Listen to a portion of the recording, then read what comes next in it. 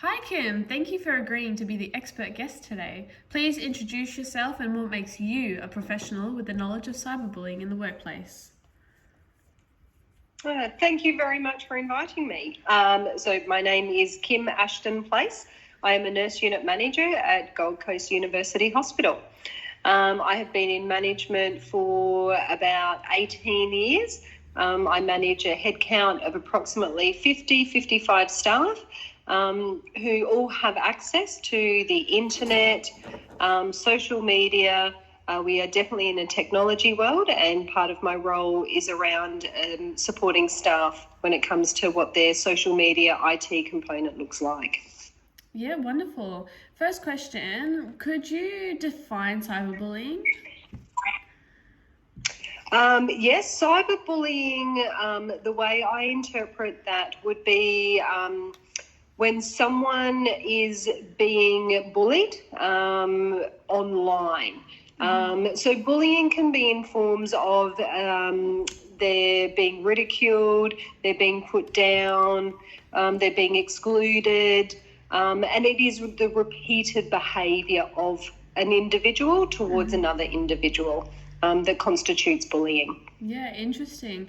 And how would you say that has anything to do with the current setup of society? So, for context, I mean that we're living in a digital age, so there's a hyper focus on technology and fast paced connectivity. So, does this impact cyberbullying and in what ways?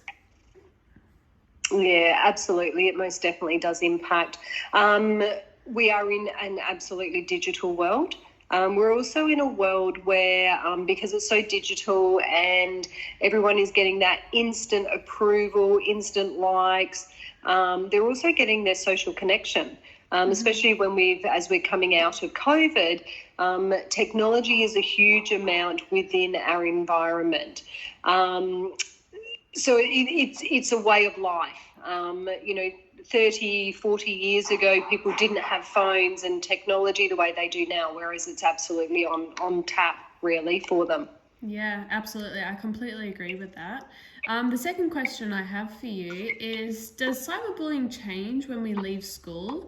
If it's still a prevalent phenomenon, then how do we deal with it as an adult? Yeah, so I think bullying and cyberbullying does change to some extent. I think as adults, we're expected to have a different degree of resilience. Children are probably more looked after, more supported, more protected. Whereas as adults, you kind of feel like you're meant to deal with it or cope better, and don't really label what's happening to you as bullying, even if it is happening from a cyber point of view. So I think that's the difference is as adults, we are still very vulnerable. Yeah, absolutely. And I guess that's different to how we view children because we obviously view children from a vulnerable state, whereas when we get older, that kind of fades away, whereas maybe perhaps it shouldn't. So if you encountered Yes. someone being cyberbullied, how would you handle that situation?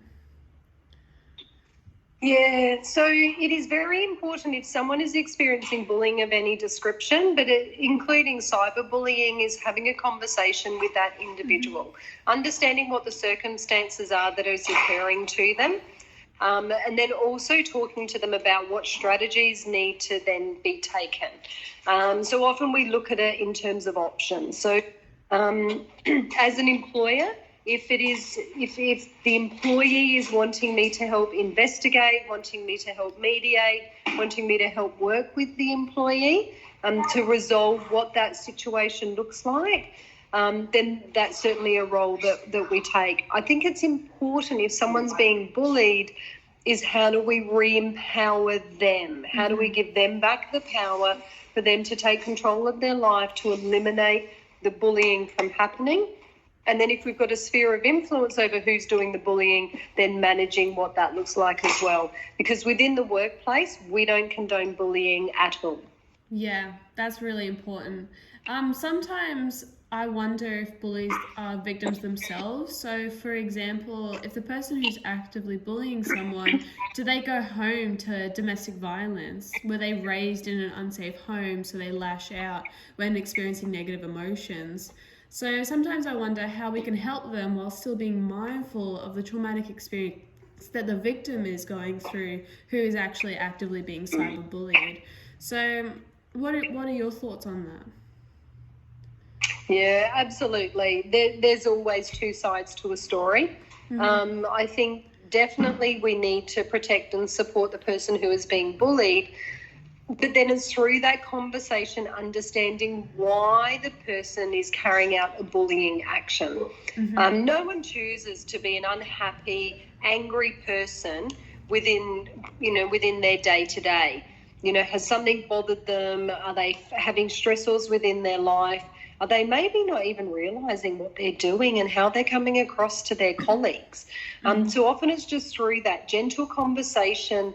And a really good saying that we have is be curious, not furious. Yeah. So enter into a conversation asking the question, what is going on in your space? Do you realise what you've done? And it's through that we'll actually learn potentially what's happening and try and minimise or trying to actually eliminate the bullying behaviour. Yeah, absolutely. So it sounds to me like you're talking about a two-way street of communication when it comes to dealing with cyberbullying, where it's not just coping and giving strategies to the person who's being bullied, but it's also actually trying to address the root cause as well.